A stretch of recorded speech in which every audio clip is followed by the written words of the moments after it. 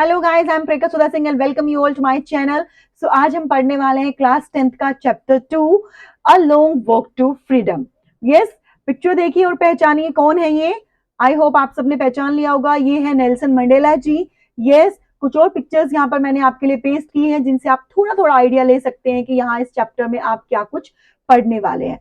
चलिए अब हम स्टार्ट कर लेते हैं। मैंने चैप्टर के कुछ इंपॉर्टेंट फैक्ट्स लिखे हैं यहाँ पर, इन सब के आप लोग स्क्रीनशॉट लेकर रख सकते हैं ताकि आप चैप्टर का एक्सप्लेनेशन सुनने के बाद में भी आप इसको देखकर लर्न कर सकें।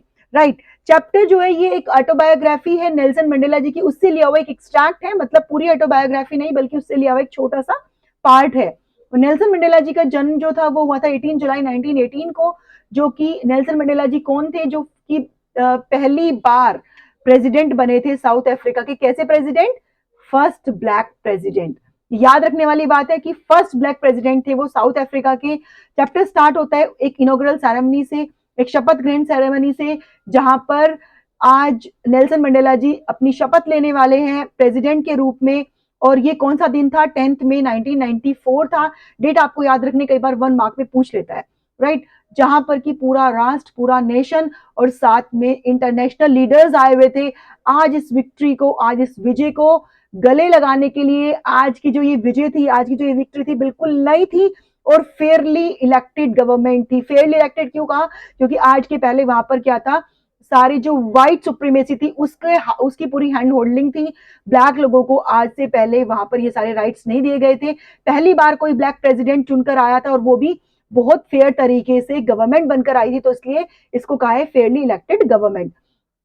आज की यहाँ पर जो ये सेरेमनी चल रही है, इसमें पहले प्रेसिडेंट नेल्सन मंडेला जी की स्पीच होती है, उसके बाद दो डेप्यूटी प्रेसिडेंट, उपराष्ट्रपति की जो है वो स्पीच होती है। और ऐसा लगा था जैसे आज की जो ये पूरा का पूरा सेरेमनी है ये डार्क स्किन्ड लोगों के लिए है। स्पीच के बाद एयर में फ्लाई करते हुए फाइटर जेट्स थे और हेलीकॉप्टर्स थे जो कलरफुल स्मोक छोड़ रहे थे। ये बिल्कुल वैसा ही नजारा था जैसा कि रिपब्लिक डे परेड में हम देखते हैं इंडिया गेट पर। राइट, तो आज की जो विक्ट्री थी, आज की जो विजय थी, ये एक बहुत बड़े स्ट्रगल के बाद आई थी। ये चैप्टर बात करता है 20th सेंचुरी के फर्स्ट डिकेड की, जहां पर की व्हाइट सुप्रीमेसी थी, जहां पर की जो गोरे रंग के जो लोग थे उन्होंने एक सिस्टम चलाया हुआ था जिसका नाम था अपार्थेड। अपार्थेड का मतलब होता है रेशनल डिस्क्रिमिनेशन, जहां पर लोगों के साथ भेदभाव किया जाता है। किसके आधार पर? रंग के आधार पर, रंग भेद कहते हैं इसको। मतलब गोरे लोगों के को अलग राइट्स दिए गए थे और काले रंग के लोगों के राइट्स बिल्कुल अलग थे, या ये कहें कि उनके पास तो राइट्स थे ही नहीं, बिल्कुल ना के बराबर राइट्स थे। उन लोगों का जो लाइफ था वो बिल्कुल एक हेल की तरह, एक नर्क की तरह बना दिया था व्हाइट सुप्रीमेसी ने। और बिल्कुल ऐसा लगता था जैसे कि पूरी दुनिया की अगर सबसे ज्यादा इनह्यूमेन सोसाइटी कोई है, सबसे ज्यादा अमानवीय अगर कोई समाज है, तो वो साउथ अफ्रीका में देखने को मिल रहा है। उस टाइम पे ये अगर आप पूरे राष्ट्र की बात करो तो वहां पर सबसे ज्यादा बुरा हाल था इनके लिए, ब्लैक स्किन पीपल के लिए। बहुत सारे लोगों ने बहुत लंबा स्ट्रगल किया, बहुत कुछ सेक्रीफाइस किया अपनी ह्यूमन राइट्स को पाने के लिए। ऑथर यहाँ पर आज की अपनी स्पीच में थैंक्स देना चाहते हैं उन सारे फ्रीडम फाइटर्स को जो इस जर्नी में उनके साथ चले थे, बट आज वो इस ऑटम डे को, आज वो इस दिन को देखने के लिए जिंदा नहीं रह पाए हैं। ऑथर ने यहाँ इस चैप्टर में उनमें से कुछ के नाम भी दिए हुए हैं। राइट, तो यहाँ पर जो आज ये सेरेमनी हो रही है इसमें जो नेल्सन मंडेला जी है वो क्या बताते हैं कि किसी भी कंट्री की जो सबसे बड़ी एसेट है ना, वो वहां के सिटीजन है, वो वहां के लोग हैं। वो कहते हैं कि ये लोग ही थे जिन्होंने मेरे अंदर उस करेज को भरा, उस साहस को भरा। और मंडेला जी कहते हैं कि वो किसमें विश्वास करते हैं कि करेजियस वो नहीं है जो जिसके अंदर डर नहीं है, बल्कि करेजियस वो है जो उस डर से ओवरकम कर ले, जो उस डर के ऊपर जीत पा ले। लाइन आप लोगों ने भी सुनी होगी, डर के आगे जीते। डर सबको लगता है बट डर के आगे जीते, तो वो मंडेला जी इसी लाइन में बिलीव करते हैं कि जो डर के आगे बढ़ गया, जिसने उसके आगे बढ़कर जीत हासिल कर ली, वो ही एक्चुअल में क्या है? साहसी है। यस, यहाँ पर आगे नेल्सन मंडेला जी दो रिस्पॉन्सिबिलिटीज की बात करते हैं कि हर एक इंसान की लाइफ में दो रिस्पॉन्सिबिलिटीज होती हैं, एक उसकी सोसाइटी के प्रति, उसके समाज के प्रति, उसके राष्ट्र के प्रति, और दूसरी उसकी फैमिली के प्रति।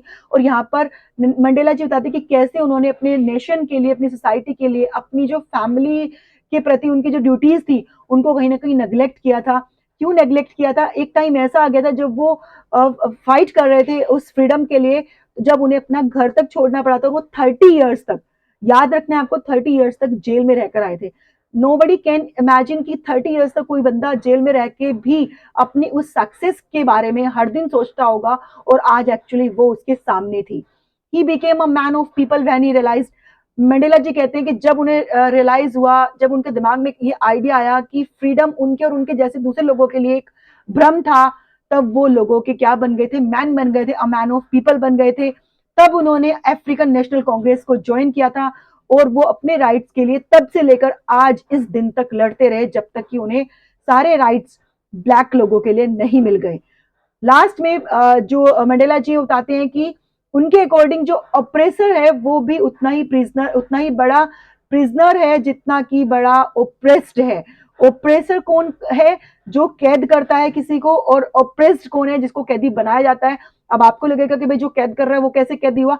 यहाँ पर मंडेला जी कहते हैं कि वो कैदी है किसका? उसके अंदर से जो ह्यूमैनिटी है उसको किसी ने क्या कर लिया, रोब कर लिया है, किसी ने चुरा लिया है, और उसके अंदर हेट्रेड, वो किसका कैदी है? हेट्रेड का कैदी है। उसके अंदर नफरत ही नफरत भरी हुई है, और ह्यूमैनिटी उसके अंदर से बिल्कुल खत्म हो चुकी है।